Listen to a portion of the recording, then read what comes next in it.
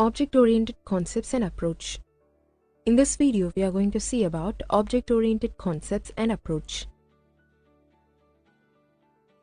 Object-oriented technology is not only object-oriented programming, OOP, but it also includes object-oriented analysis, design and implementation.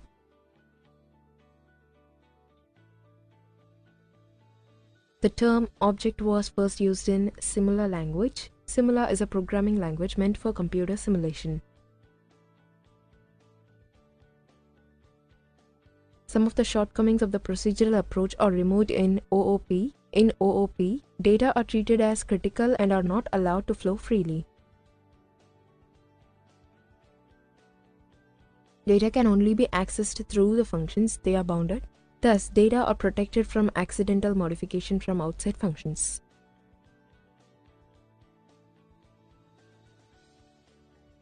OOP facilitates decomposition of a problem into a number of entities called objects and then builds data and functions around these objects. OOP also facilitates code reusability, which is its other major advantage.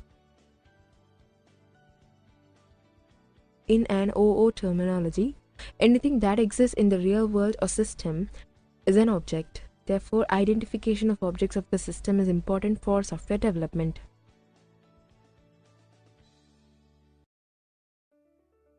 Object.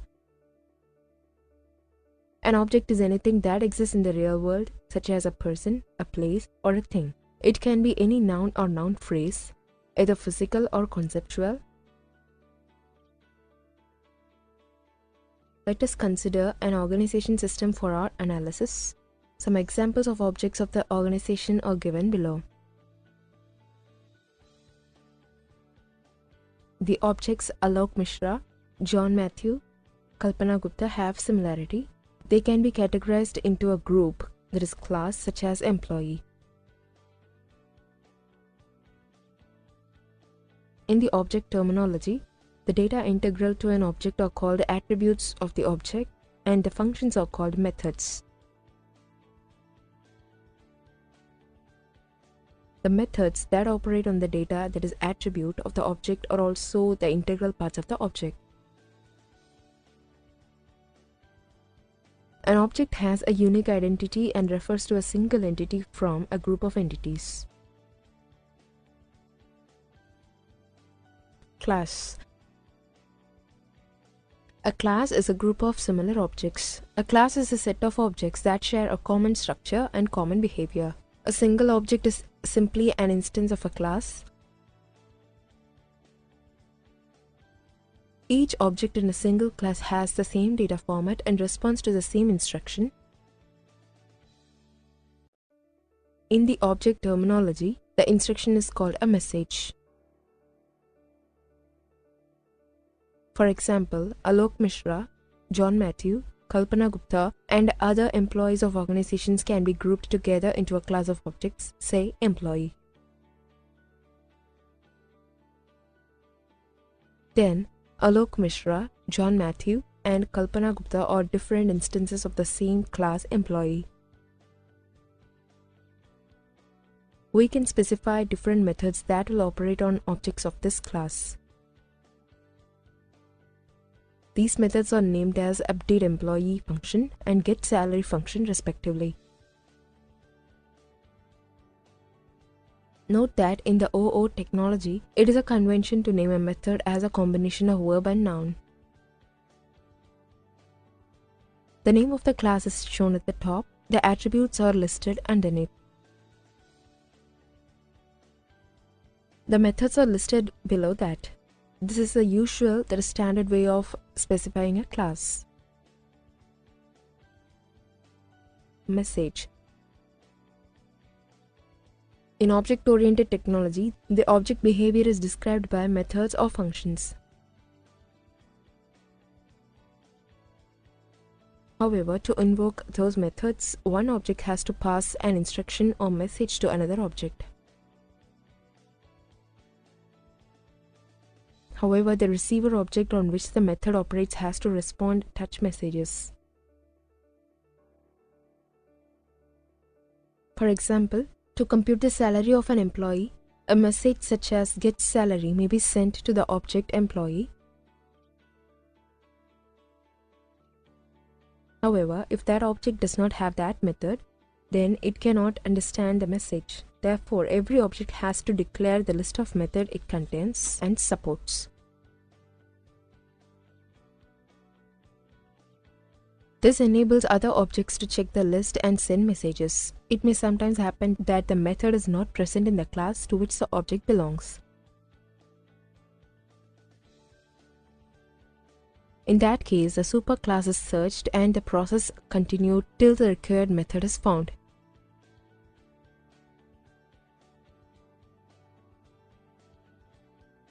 Inheritance. Inheritance is the process by which objects can acquire the properties of objects of other classes. When two classes have a parent-child relationship, the child class, that is subclass, inherits the properties of the parent class, that is superclass. In OOP, inheritance provides reusability, like adding additional features to an existing class without modifying it. This is achieved by deriving a new class from the existing one. The new class will have combined features of both the classes. Hence, inheritance supports programming by extension as opposed to programming by reinvention. For example, the class car contains the general attributes of cars. Maruti class inherits all general attributes of cars and adds attributes specific to that of Maruti.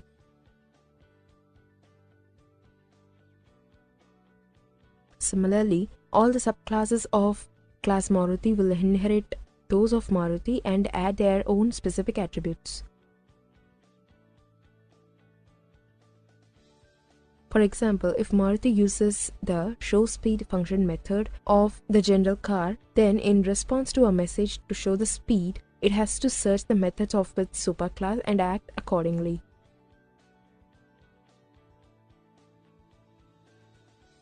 This may be seen in figure. However, it may so happen that some class of car, Hyundai, does not use the general method of showSpeed function, but some other method, that is instrumentation controlled method.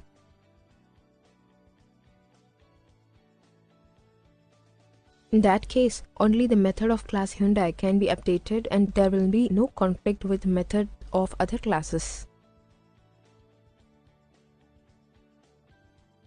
The general method showSpeed will continue to exist and used by other subclasses. Abstraction. The process of picking up common features of objects is known as abstraction. The main purpose of abstraction is to consider those aspects that are essential and to remove the unimportant aspects. It is a mechanism for reducing complexity of the software. Abstraction allows the analyst to consider only the essential aspects of objects.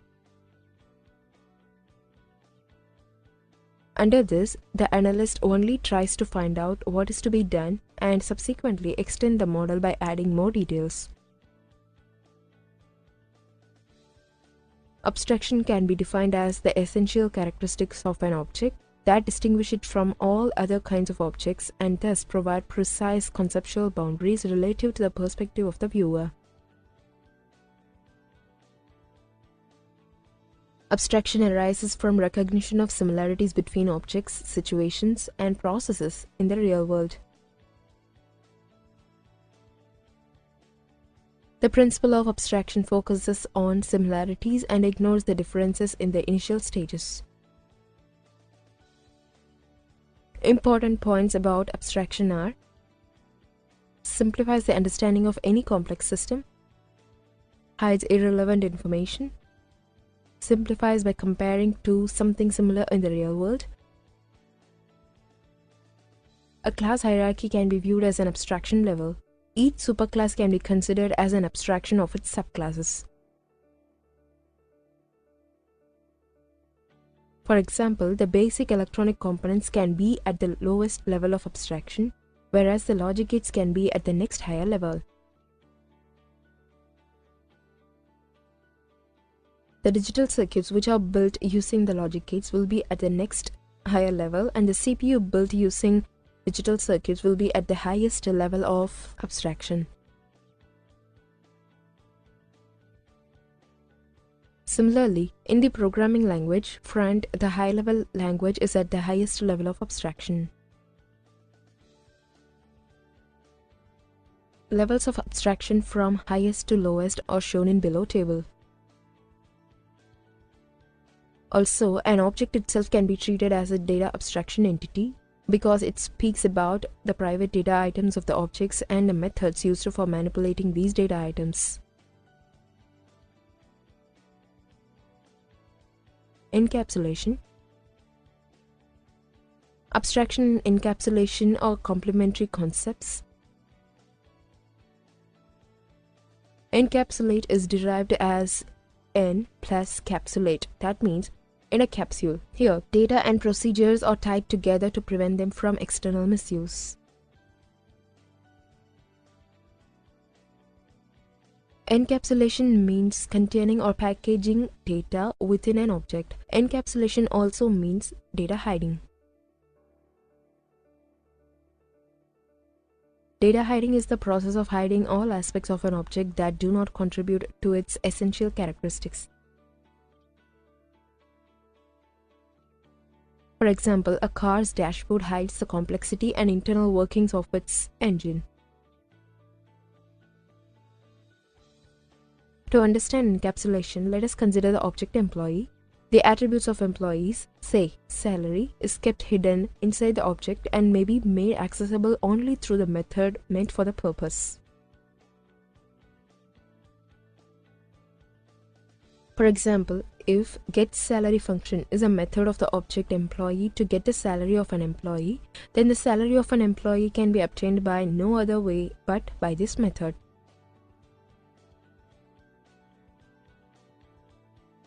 Other objects can also send messages to the object employee and get the salary of an employee by the getSalary function method. Other objects need not be concerned with the attributes and internal structure of the object. They pass on the message based on the list of methods published by the object. An object has a border consisting of methods which allow other objects to interact with it by sending messages. Polymorphism. Polymorphism means the ability to take more than one form. In the context of object-oriented technology, polymorphism means same operations behaving differently on different classes.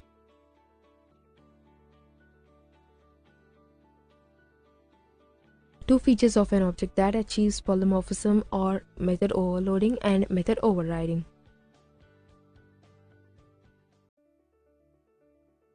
Object-oriented analysis.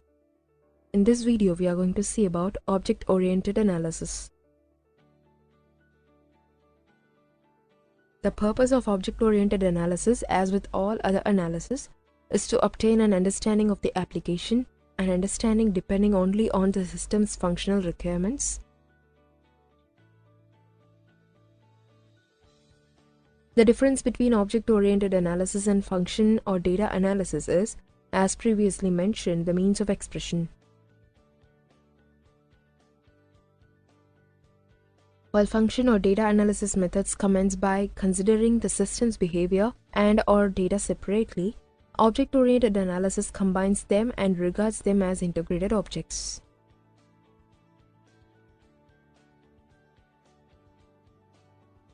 Object-oriented analysis can be characterized as an iteration between analyzing the behavior and information of the system.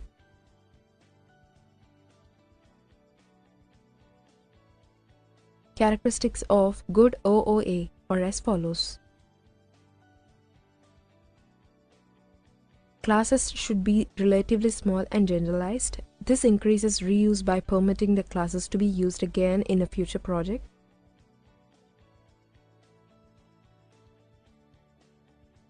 Responsibility and control should be distributed. Every object in the system should have some responsibility. This approach avoids redundancy of information.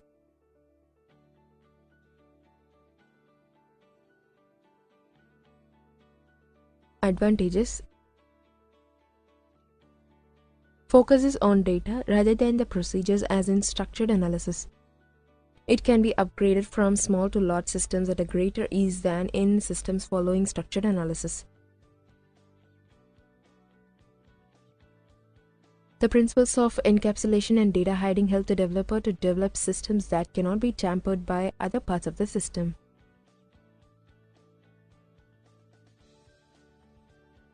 It allows effective management of software complexity by the virtue of modularity.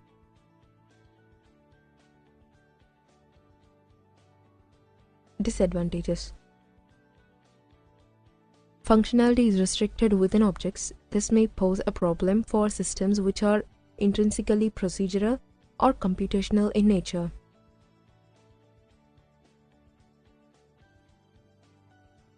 It cannot identify which objects would generate an optimal system design.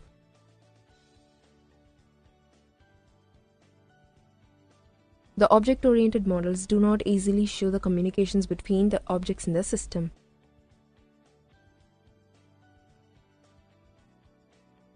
All the interfaces between the objects cannot be represented in a single diagram.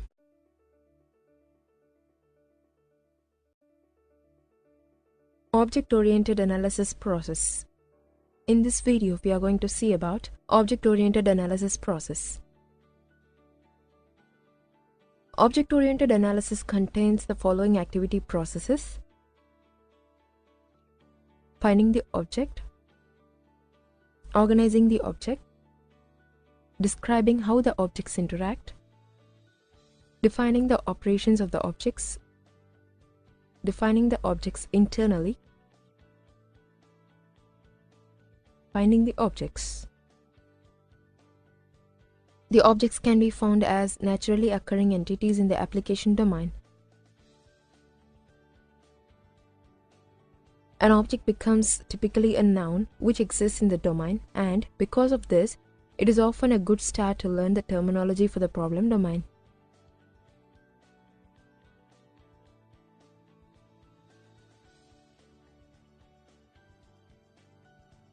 By means of learning what is relevant in the application domain, the objects will be found. It is often the case that there is no problem in finding objects. The difficulty is usually in selecting those objects relevant to the system.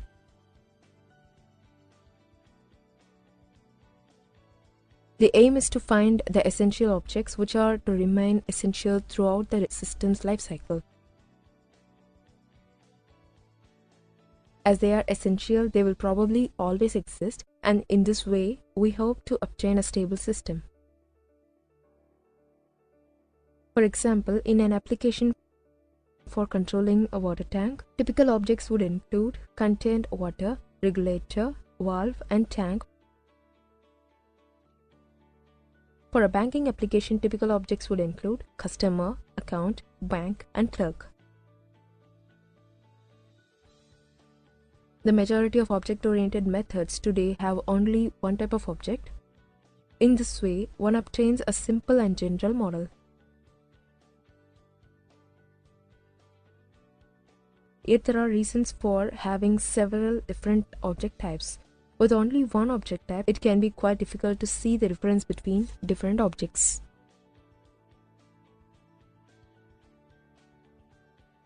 By having different object types, one can more quickly obtain an overview of the system. One can also obtain more support in improving the system structure by having different rules for different objects.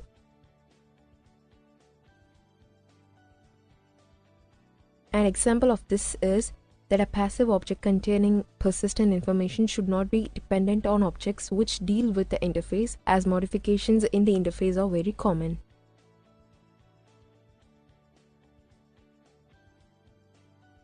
Different object types can be organized according to different criteria.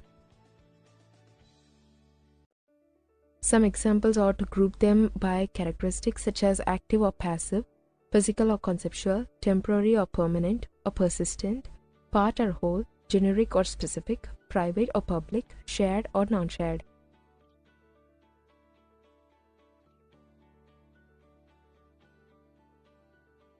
Organizing the objects. There are a number of criteria to use for the classification and organization of objects and classes of objects. One classification starts by considering how similar classes of objects are related to each other. This is normally the basis of inheritance hierarchy. A class can inherit another class. Another classification can be made by considering which objects work with which other objects, or how an object is a part of another. For example, a house can be built of doors and windows. A similar classification is to see which objects are in some way dependent on another and thus have modification as a basis of grouping into subsystems.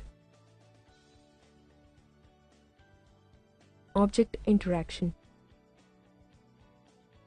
In order to obtain a picture of how the object fits into the system, we can describe different scenarios or use cases in which the object takes part and communicates with other objects.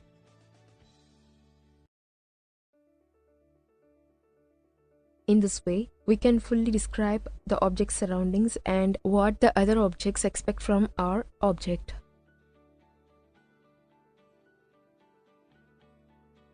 The object's interface can be decided from these scenarios. We then also consider how certain objects are part of other objects. Operations or objects. The object's operations come naturally when we consider an object's interface. The operations can also be identified directly from the application when we consider what can be done with the items we model.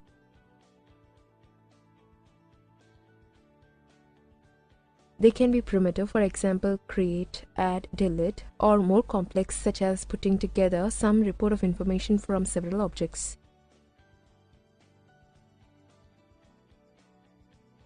If one obtains very complex operations, new object can be identified from them. Generally, it is better to avoid objects that are too complex. Object implementation. Finally, the object should be defined internally, which includes defining the information that each object must hold.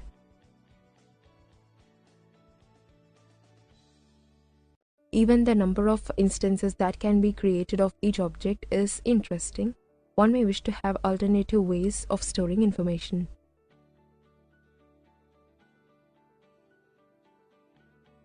Some of the attributes can be inherited. To summarize, we can note that all of the steps are dependent on other steps and that during development, these steps are typically worked with iteratively.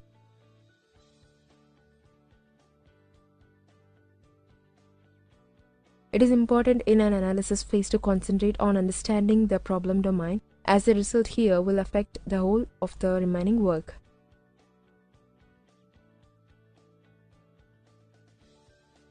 Experience has shown that objects identified from the application domain are very stable, and after some work has been performed, both work and documentation will revolve around these objects.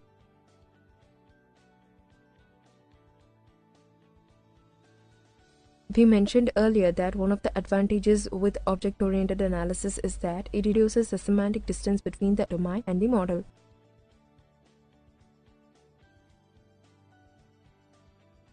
This is due to the fact that object-oriented analysis bases the system structure on the human way of looking at reality, namely the objects, classification, and hierarchical understanding used when people understand their surroundings.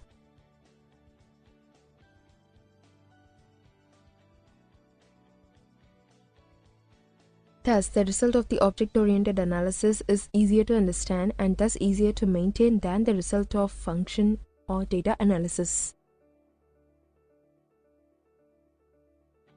Another advantage of object-oriented analysis is that items with a low modification probability are naturally identified, and it is possible to isolate at an early stage items with a high probability of modification.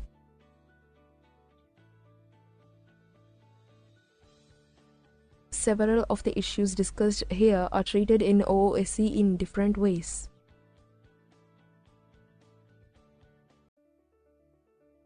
Object-oriented analysis object model.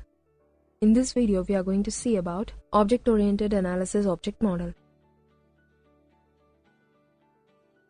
The three analysis techniques that are used in conjunction with each other for object-oriented analysis are object modeling, dynamic modeling, and functional modeling.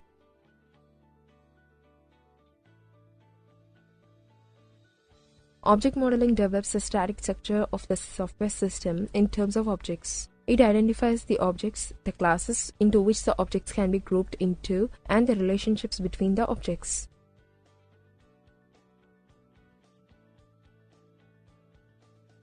It also identifies the main attributes and operations that characterize each class.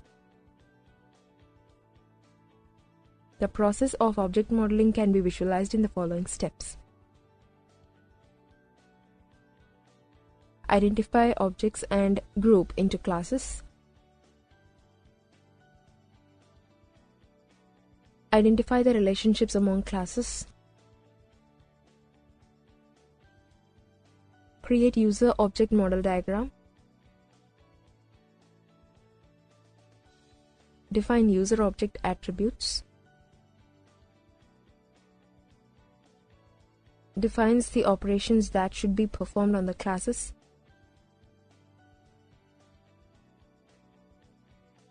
Dynamic modeling.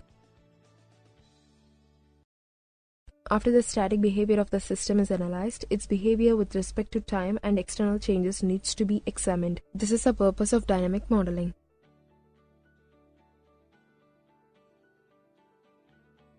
Dynamic modeling can be defined as a way of describing how an individual object responds to events, either internal events triggered by other objects or external events triggered by the outside world. The process of dynamic modeling can be visualized in the following steps. Identify states of each object.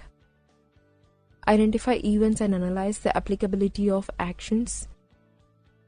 Construct dynamic model diagram comprising of state transition diagrams. Express each state in terms of object attributes.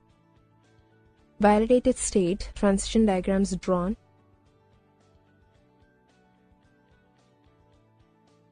Functional modeling. Functional modeling is the final component of object-oriented analysis. The functional model shows the processes that are performed within an object and how the data changes as it moves between methods.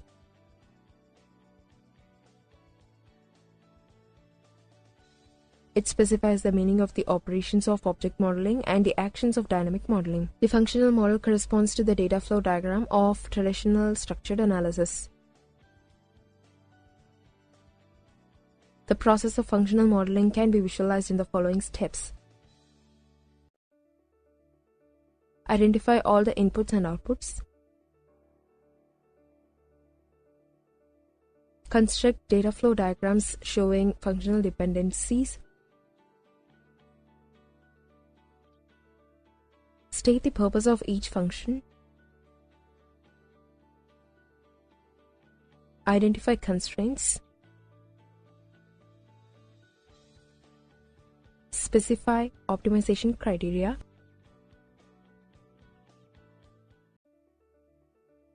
Object-oriented design.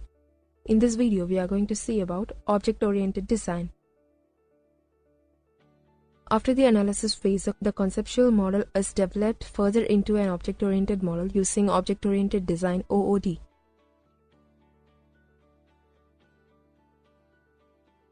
In OOD, The technology-independent concepts in the analysis model are mapped onto implementing classes, constraints are identified, and interfaces are designed, resulting in a model for the solution domain.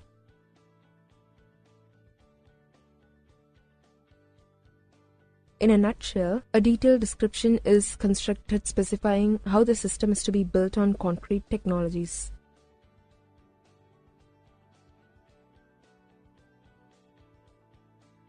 The stages for object-oriented design can be identified as definition of the context of the system,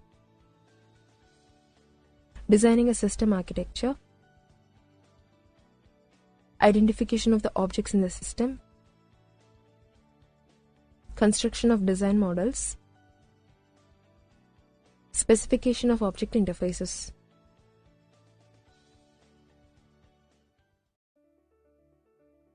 System design process. In this video, we are going to see about system design process. Object-oriented system design involves defining the context of a system followed by designing the architecture of the system. Context. The context of a system has a static and a dynamic part. The static context of the system is designed using a simple block diagram of the whole system, which is expanded into a hierarchy of subsystems.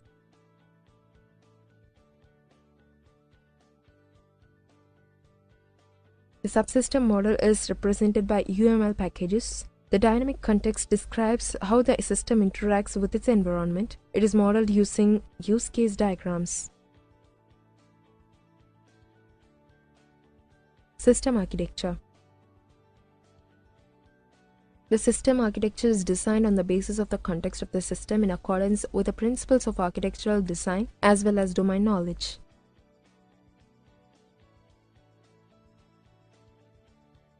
Typically, a system is partitioned into layers and each layer is decomposed to form the subsystems.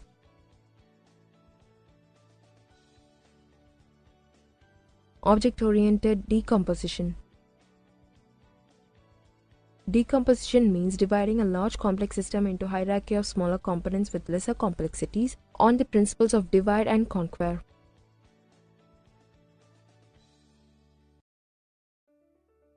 Each major component of a system is called a subsystem. Object-oriented decomposition identifies individual autonomous objects in a system and the communication among these objects.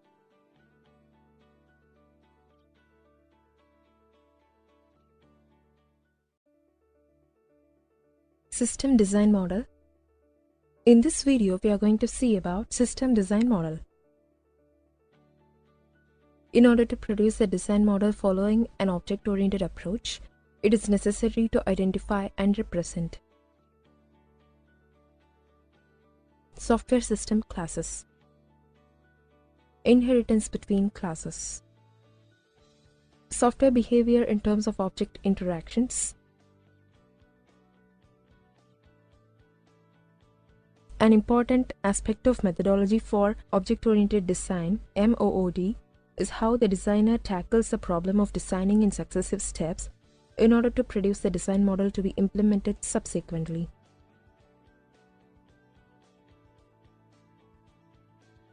Briefly, the fundamental steps put forward by methodology for object-oriented design are: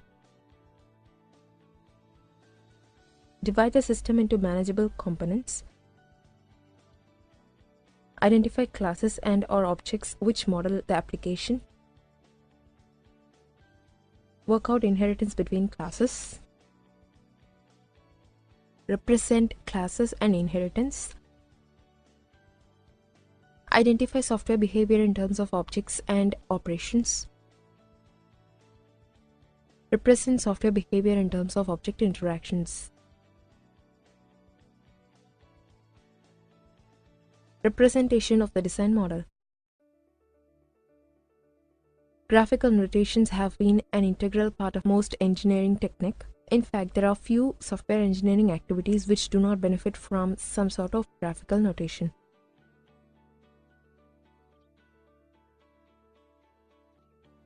The use of graphical notations has proved to be an effective mechanism for expressing a design because a DIN graphical notation can outline the architecture of a system clearer than a textually based notation.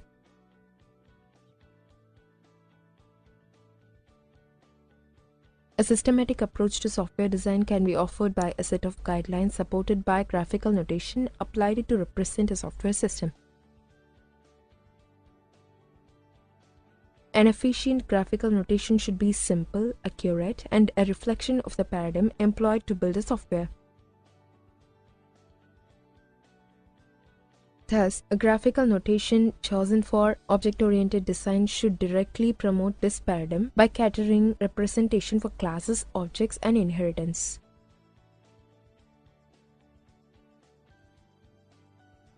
The diagrams are independent of any programming language, provide a high-level representation of a design, and span a broad range of object-oriented concepts without making any assumptions about implementation.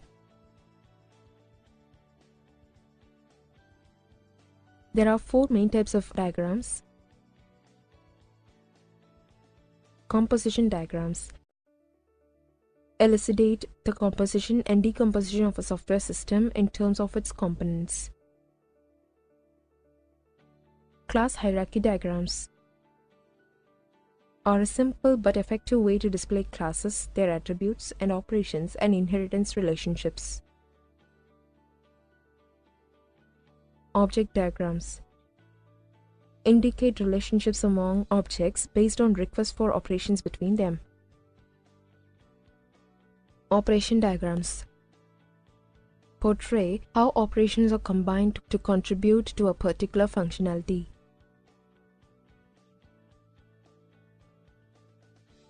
Identification of components. The development of large software imposes some peculiarities on the design process. Often, the design of a software system of any significant size must be divided among different designers or several people grouped into small teams. A large system will probably require numerous components, making it burdensome to comprehend. This complexity can be mastered by first identifying the large software components based on the required software functionality. When should identification of components be introduced? Large components are more likely to be disclosed during the early stages of a design and can be further divided into subcomponents.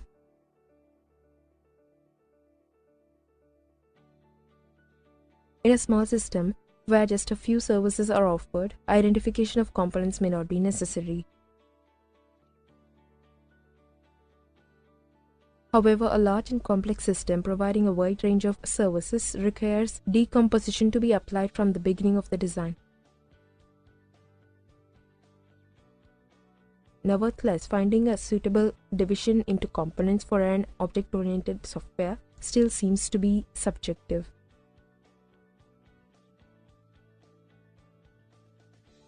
Identification of classes. A class is the single most important concept for an object-oriented design. Identification of classes in a MOOD involves the recognition of important classes in the abstract model of the application.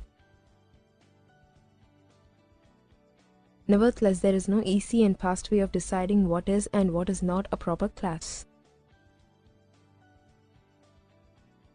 Part of the identification process is to assess the consequences of including or excluding potential classes.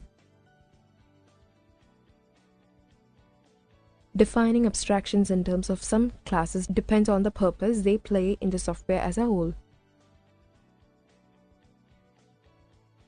Finding classes requires several iterations before a suitable collection of candidates is determined.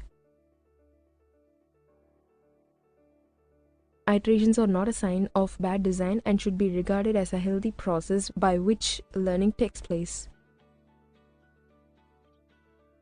Candidate classes can be abstractions of things, for example books, planes, sensors. Abstractions of people, for example, professors, students, engineers. Abstractions of concepts, for example, departments, graphics, flights. Roles played by things, people, or concepts. For example, people or voters for politicians or taxpayers for the government. Relationships between abstractions of things, people, and concepts. For example, people purchase things, people marry people. As far as identification of attributes and operations are concerned, designers should study the abstract model of the application and take into account services supplied by a class which can be initially identified as its operations. In order to delineate services for each class, the designer should answer these two questions. Which operations can be performed on instances of this class? Which actions do the attribute of this class undergo?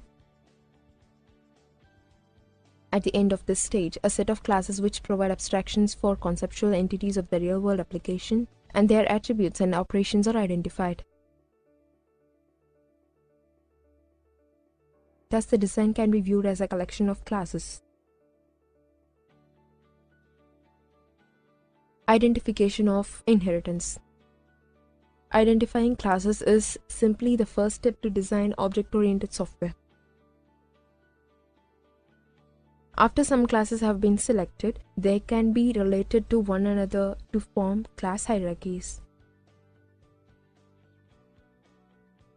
The notion of inheritance plays a key role during object-oriented design because it helps the designer to derive new classes from primitive ones by exploiting their commonalities in terms of attributes and operations so that class hierarchies are built.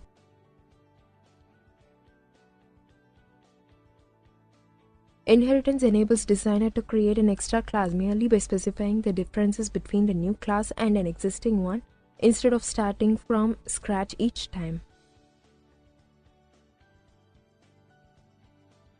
As a design technique, the use of inheritance is similar to the stepwise refinement approach, where inheritance arranges the classes which model an application into hierarchies of classes. Although formal or automated techniques for refining class hierarchies do not exist, there are a few rules that might assist in reorganizing a collection of classes into hierarchies. The main rule for building a class hierarchy is to figure out common attributes and operations and migrate them to a superclass. Then eliminate from the superclass those operations that are frequently overridden in its subclasses rather than inherited by these subclasses.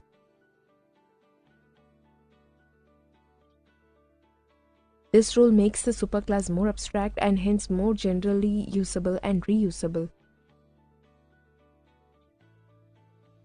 In order to introduce inheritance, designers must settle upon a collection of primitive classes from which all others can be derived by using the generalization and specialization mechanisms. A common example of the inheritance by generalization can be noticed when a basic screen window class is created as a superclass from the colored window and framed window subclasses. Such a superclass embodies the minimal characteristics of all screen windows. The two subclasses could add other properties to the basic screen window class by including such attributes as foreground color plus background color and border width into subclasses respectively. As far as inheritance by specialization is concerned, designers should try to clear up classes that cannot properly describe all their instances. In this case, two or more specialized subclasses can be derived. It is possible to specialize within a subclass the general properties defined in its superclass. Two examples of identification of inheritance from Venn diagrams is shown in figure. In that figure, letters A, O, and C symbolize attributes, operations, and classes respectively. The following kinds of changes to the collection of classes are to be expected during the evolution of a design while class hierarchies are being created. Add new classes to the collection. Modify the attributes and operations of a class. Reorganize the class hierarchy, applying the specialization and generalization mechanisms. Identification of objects. This step is concerned with objects and concentrates on when and how they are created, destroyed, accessed, and changed. An object in the sense of an object-oriented design is a set of operations gathered together with attributes instantiated from a class. Some characteristics of object-oriented design regarding objects are: objects are instances of some class. Objects can be created and destroyed. Operations are related to objects. Attributes are encapsulated into objects so that other objects may have access only via operations. Requests are sent between objects to invoke operations or return results. Functionalities can be provided by operations from several objects. Concrete entities in an application domain, such as people and things, are very likely to be objects in the software system. Therefore, they could be the initial targets to be picked out as objects. Identification of objects involves understanding the application, depicting its main entities as objects, identifying the attributes of the objects, working out the operations on the objects, focusing on the interaction between the objects. Identification of objects is also important because it helps understand the dynamic behavior of the software in terms of object interactions. The control flow of the operations, defining the sequence in which the operations are requested, can be figured out as well. The representation of software behavior consists mainly of a network of objects manipulated by operations. Each object has its own internal states and is linked to the network through requests which establish the order of the operations. To understand the interaction among objects, it is necessary to identify operations requested by an object, operations offered by an object, relationships between the objects, exceptional conditions within the operations, operations that can change the state of an object. Identification of software behavior. Object-oriented software can be regarded as having a group of objects together with a design that establishes a detailed order of interaction on and between objects. These interactions characterize the behavior of the software system. It is essential to clarify the dynamic behavior of a system in terms of the control flow, which defines the pattern of interaction between objects. Therefore, software behavior focuses on when objects are created, accessed, changed, and destroyed, as well as how objects interact with each other. The required functionality is fulfilled as patterns of interactions between objects.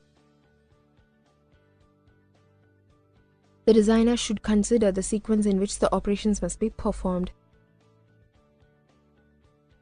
In order to understand the software behavior, 4 points are important: which operations are performed, which attributes are manipulated, when the operations are performed, how the operations are executed.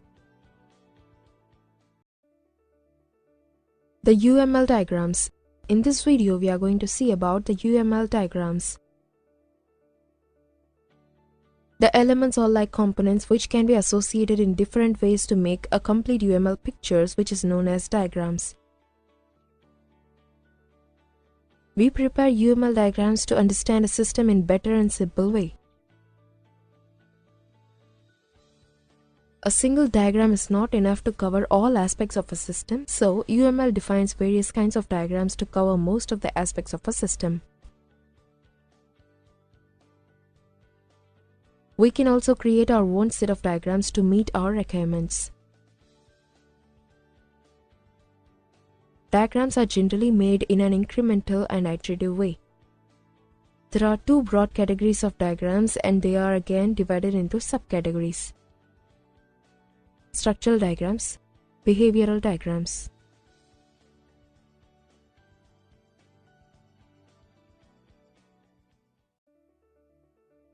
Structural diagrams.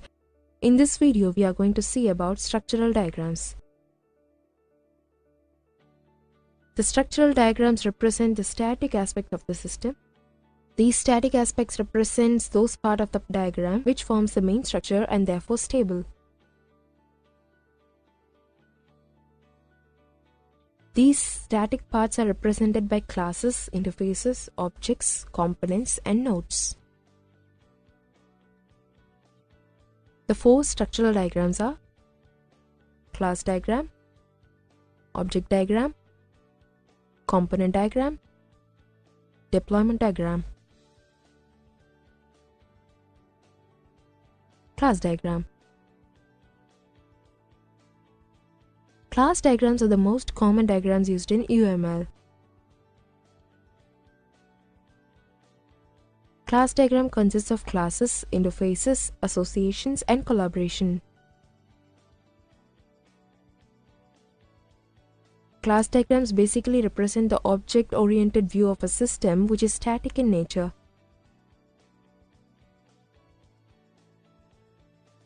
Active class is used in a class diagram to represent the concurrency of the system. Class diagram represents the object orientation of a system, so it is generally used for development purpose. This is the most widely used diagram at the time of system construction. The diagrammatic representation of a class diagram. Purpose of class diagram.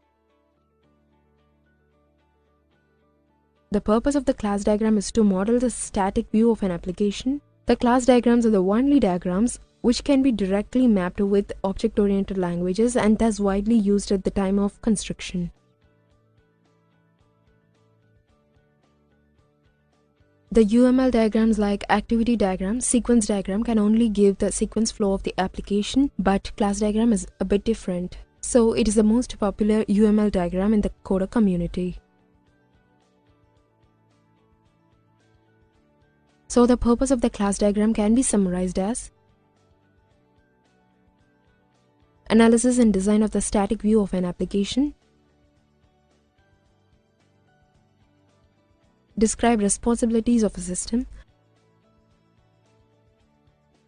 base for component and deployment diagrams, forward and reverse engineering. Uses of class diagram. Class diagram is a static diagram and it is used to model static view of a system. The static view describes the vocabulary of the system. Class diagram is also considered as a foundation for component and deployment diagrams. Class diagrams are not only used to visualize a static view of the system, but they are also used to construct the executable code for forward and reverse engineering of any system.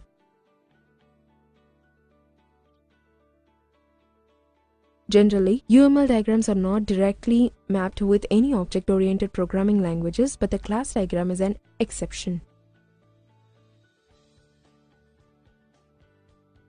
Class diagram clearly shows the mapping with object-oriented languages like Java, C++, etc. So, from practical experience, class diagram is generally used for construction purpose. Object diagram. Object diagrams can be described as an instance of class diagram. So these diagrams are more close to real-life scenarios where we implement a system. Object diagrams are a set of objects and their relationships just like class diagrams, and also represent the static view of the system. The usage of object diagrams is similar to class diagrams, but they are used to build prototype of a system from practical perspective. The representation of object diagram. Component diagram. Component diagrams represent a set of components and their relationships. These components consist of classes, interfaces, or collaborations. So, component diagrams represent the implementation view of a system. During design phase, software artifacts, that is classes, interfaces, etc. of a system, are arranged in different groups depending upon their relationship. Now these groups are known as components. Finally, component diagrams are used to visualize the implementation. Component diagram. Deployment diagram. Deployment diagrams are a set of nodes and their relationships. These nodes are physical entities where the components are deployed. Deployment diagrams are used for visualizing deployment view of a system. This is generally used by the deployment team. Deployment diagram depicts the software components, processors, and devices that make up the system's architecture. The diagrammatic representation of deployment diagram. Behavioral diagrams. In this video, we are going to see about behavioral diagrams. Any system can have two aspects, static and dynamic, so a model is considered as complete when both the aspects are covered fully.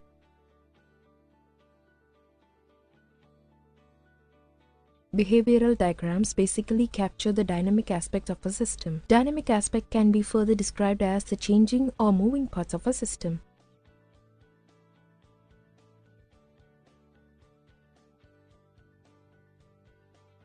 UML has the following 5 types of behavioral diagrams: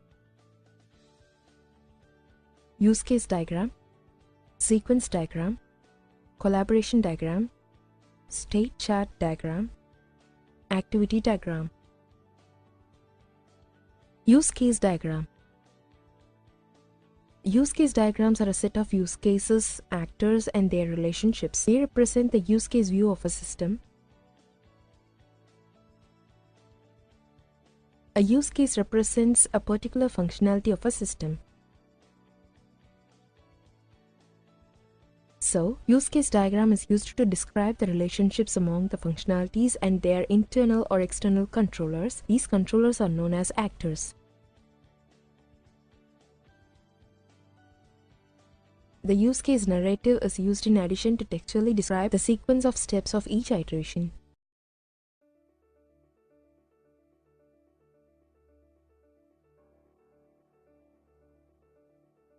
Sequence diagram. A sequence diagram is an interaction diagram. From the name, it is clear that the diagram deals with some sequences, which are the sequence of messages flowing from one object to another.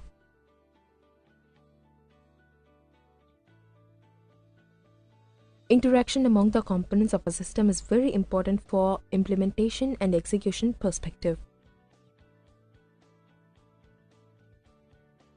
So, sequence diagram is used to visualize the sequence of calls in a system to perform a specific functionality.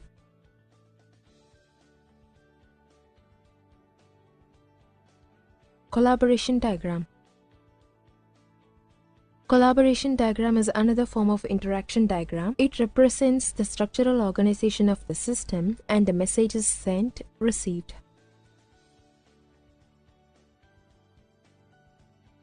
The structural organization consists of objects and links. The purpose of collaboration diagram is similar to sequence diagram, but the specific purpose of collaboration diagram is to visualize the organization of objects and their interaction. State chart diagram. Any real-time system is expected to be reached by some kind of internal or external events. These events are responsible for state change of a system. State chart diagram is used to represent the event-driven state change of a system. It basically describes the state change of a class, interface, etc.